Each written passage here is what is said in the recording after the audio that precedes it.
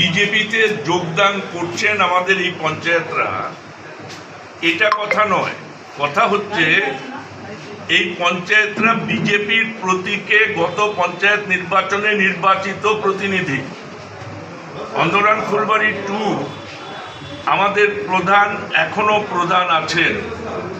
আমাদের এই কয়েকজনকে ভয় ভীতি প্রদর্শন করে বাড়িঘর লুটপাট করার ভয় দেখিয়ে, মহিলাদের নির্যাতন করার ভয় দেখিয়ে, বাড়ি গৃহবধূদের নির্যাতন করার ভয় দেখিয়ে ওরা ওদের পতাকা ওদের হাতে ধরিয়েছিল, তৃণমূলের পতাকা।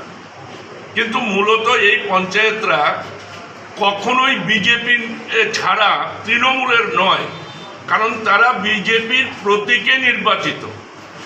তারা সেই তৃণমূলের পতাকা ধরেছিল বলেই